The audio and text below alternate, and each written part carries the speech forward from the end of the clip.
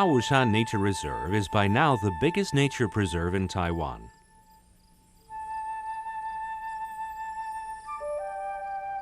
The preserve covers 47,000 hectares of land, with a whole range of forests, from broadleaf to temperate conifer, distributed in the eastern slope of the Dawu Horst, which is in Taitung County.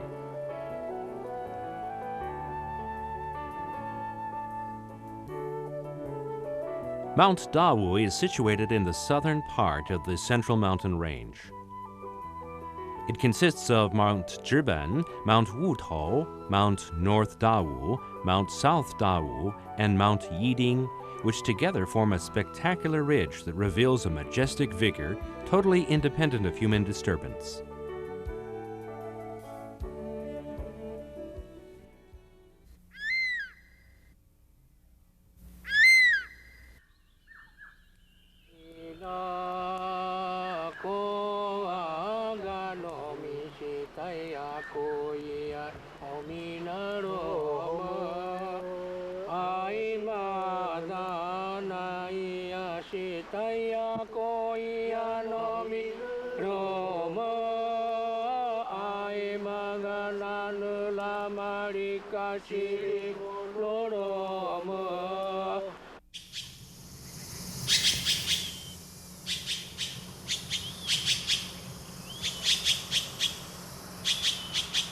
The high mountains here enabled this land to remain beyond the cultivation of the Han people. Yet in the time as early as 400 years ago, during the Neanderthal era, there existed some large aborigine tribes. This Dawu mountainous region includes the Danan Rukai Old Community in Beinan Village, the Jieda Old Community, the Bilu Old Community of the Paiwan people in Jinfeng Village, and also the Daiban, Tuban, Xinhua communities of the Paiwan people in Daren Village.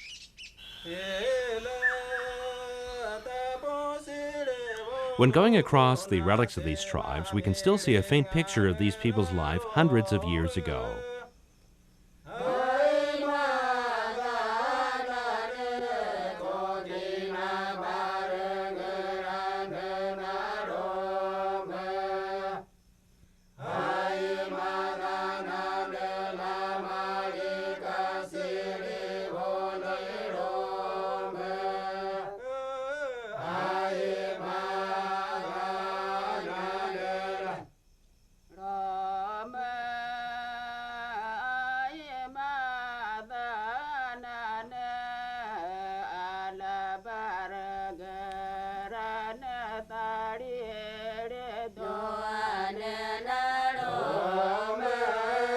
Take the example of the Darumaka tribe of the Rukai people.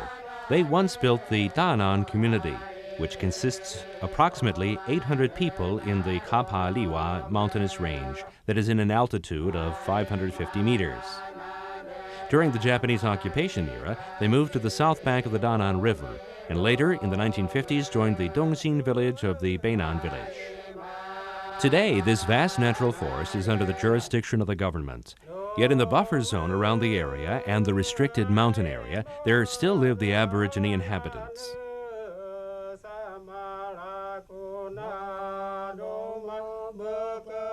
Their connection to Mount Dawu is just like an iron chain that can never break apart, which is the source of their life and which is also embedded in the very depth of their hearts. Today, the tribe communities locate farther and farther away from the original places they lived. However, the scattered clansmen still remember the legends of their ancestors who roamed around the Mount Dawu.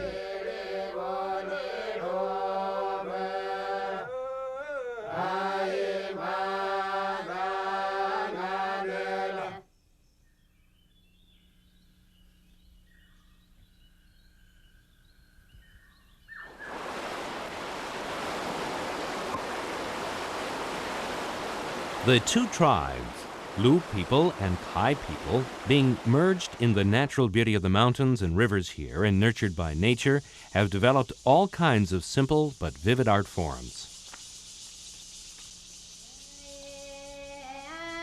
The indigenous inhabitants have long used the stone slabs of Mount Dawu to build stone houses that are decorated with elegant lined stone sculptures. These stone houses are warm in the winter and cool in the summer. In the process of the stratification inside the tribes, the size of the stone houses and the delicacy of the sculptures all represent the status of the house owner. In front of the gate, there stands a statue that is almost the same height as a person. This is only seen in the house of the aristocrats. The vestibule of the tribal leader's house has a stone plate from and a stone column to the convenience of outdoor assembly.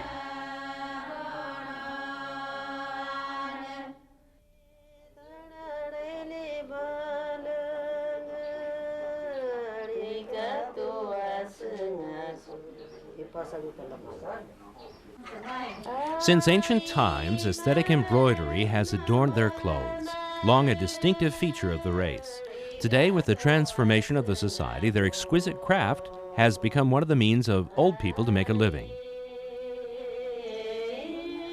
Formal attire is usually adorned with colorful embroidery, filled with geometric patterns from head to toe. The adornments made of lilies, which the girls wear on their heads and which represent their chastity, are also from Mount Dawu. The style created from the merging of nature with human culture exhibits a beauty full of local character. Besides, the people here also use the wood in this region to make a splendid array of sculptures. According to a widespread myth, Mount Dawu had an egg of a certain poisonous snake which hatched and became the ancestor of the tribe leader. Therefore, they consider the 100-paced snake as the incarnation of their ancestor. Because of this, the sculptures have been filled with the totem of the 100-step snake and the sun, which take all kinds of combinations.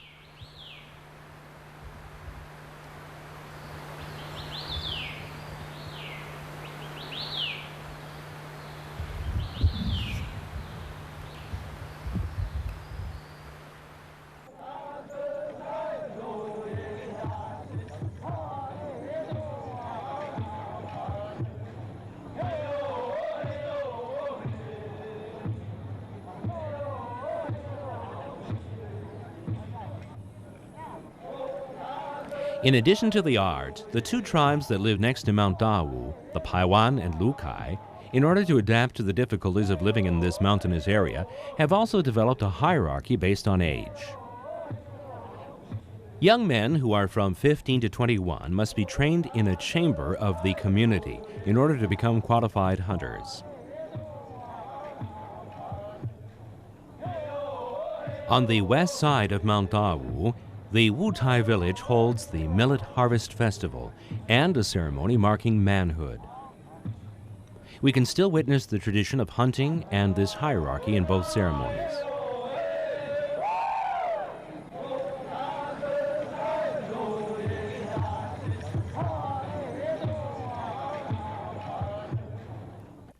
The chamber is the place where the heads and leaders of the tribe meet, hold meetings, and ritual ceremonies.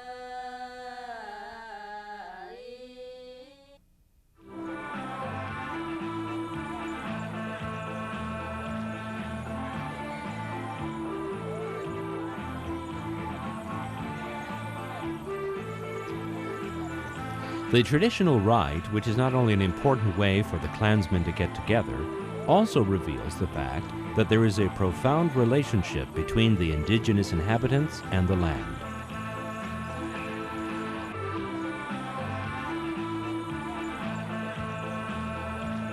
The great swing, which is in the swing riding activities, is traceable to the cradle of the princess of the Rukai tribe. Later, it develops into a sharing part of the ceremony, which is also the symbol of mutual happiness for the whole tribe.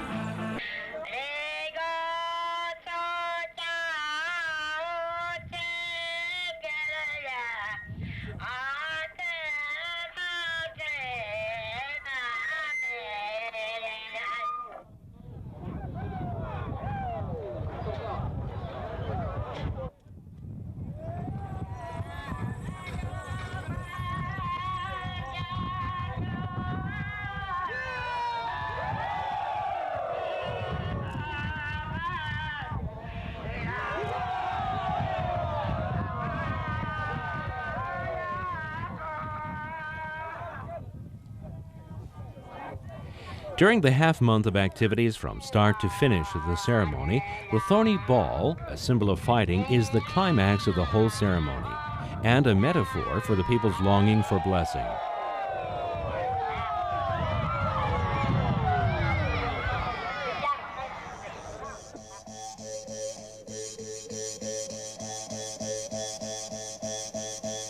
Using spears made of combined bamboo strips, they must stab at the balls made of bark or vine.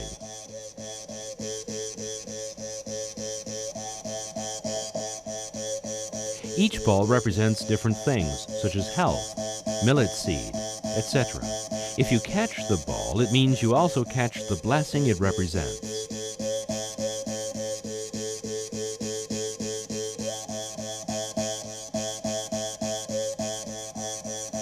The bamboo spears will still be hung in the square after the activities are over.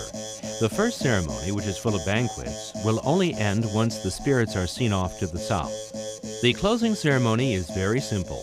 People only prepare food as a sacrifice for the spirits who are returning to the north.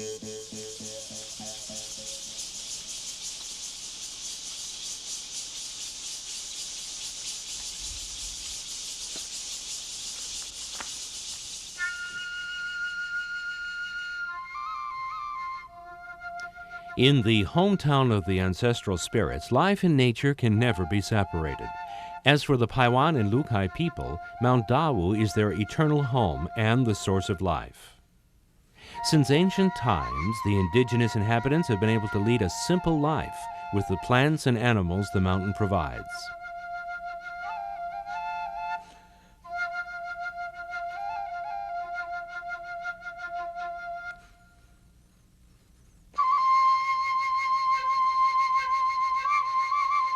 Hunting and cultivation have long been a traditional lifestyle of the Paiwan and Rukai people, while the culture of gathering has been a promising industry inside the preserve.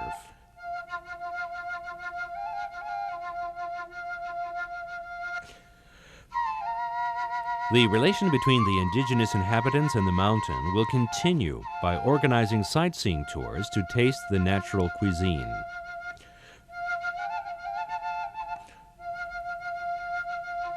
As a matter of fact, the people of Mount Dawu have long been using the plants here. The vegetation that flourishes on the forest floor has all kinds of value. Among them, the leaves of the Trochodesma casianum are used to wrap the rice cakes to enhance their flavor.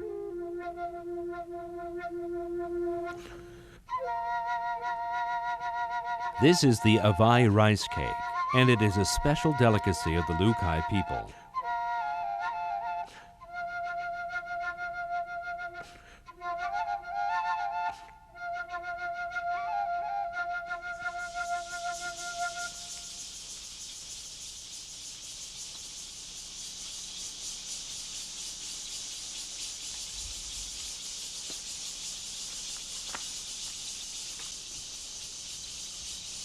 The giant sword fern is usually raised by people as a potted plant. However, when stir-fried, it is also a tasty dish.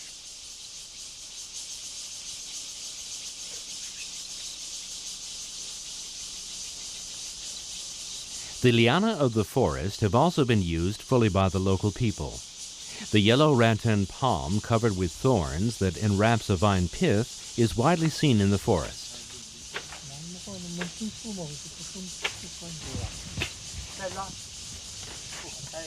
Scraping the hard bark in thin layers makes a soup that is a rare delicacy.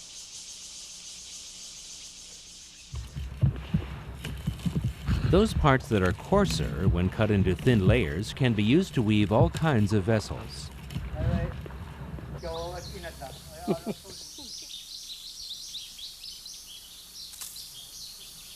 The small arbors of the forest also have their own value. The Roxburgh sumac, a kind of medicinal herb, has a thin layer of natural crystallized salt in its seed, which is the major source of the salt in this mountainous region. For mountain tribes, which have no access to sea salt, these seeds are really valuable. When the branches and leaves of this plant are boiled in water, in which children then bathe, skin diseases can be effectively cured.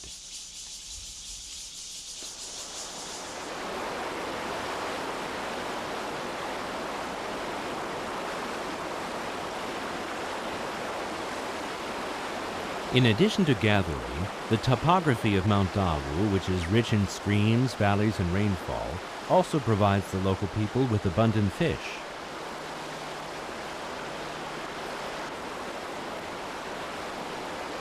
The traditional practice of fishing, based on the season and climate, involves putting a net beside the water and waiting. This practice is useful in the spring when clusters of crabs emerge. People will always have a good catch after waiting half a day.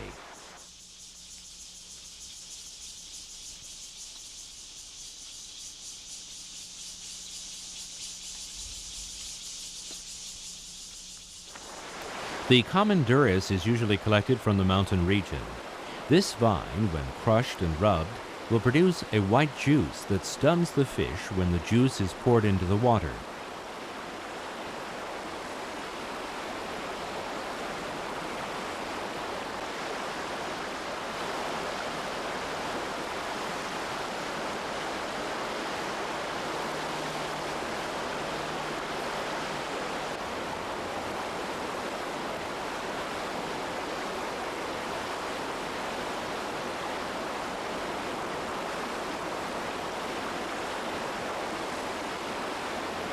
By using this, the fishermen need only wait downstream and can catch the fish easily.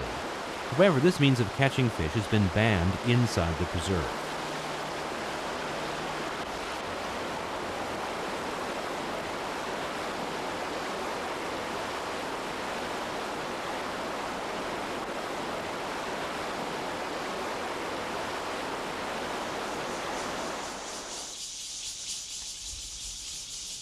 For the Rukai and Paiwan people who rely on the mountains, hunting not only provides most of the food they need, it is also a test of their courage and ability.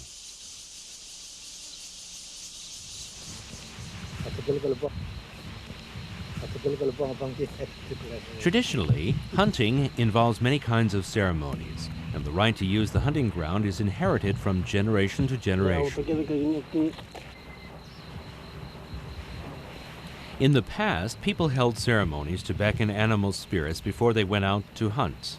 This kind of ceremony involved begging for the blessing from all spirits, while also repelling the evil spirits from your body. That is to say, it served as a repentance and appeasement for hunting and slaughter.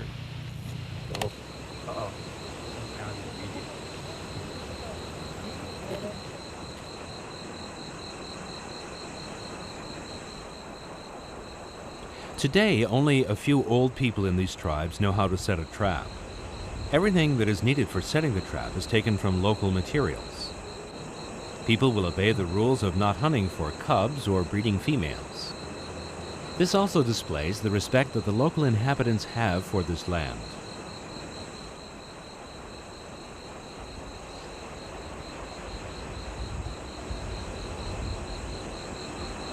When the trap is being set, all tracks must be covered. Then some plants are placed beside it as a mark to prevent some people who are ignorant of the trap from falling in.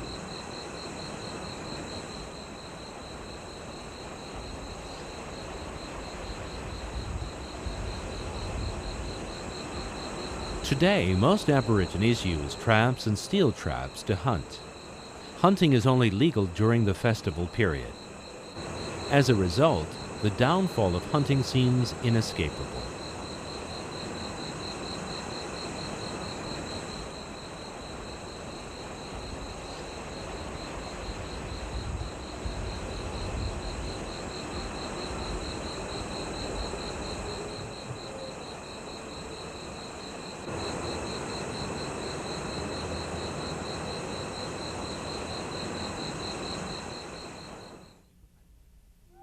Looking back at tradition, the Aborigines on Mount Dawu are struggling between the hunting ban and wildlife poaching. The question of how to find a balance between nature and human activities really deserves our consideration. Today, in a society that is dominated by business and commerce, the indigenous inhabitants of Mount Dawu have had to give up their autonomous way of life. Today, the Aborigines have gradually become modernized, leading to an erosion of traditional natural ethics. Luckily, the people of Mount Dawu, under the common agreement of self-rule by local inhabitants, are holding all kinds of activities in an attempt to restore the forest and traditions. We firmly believe in an age when in situ conservation has become a global trend. By cooperating with the local people and preventing poaching, we will rediscover the wisdom of our ancestors for living harmoniously with nature. Let all the people of Taiwan share the beauty of nature. This is an absolutely important mission to preserve this sustainable cultural and ecological area.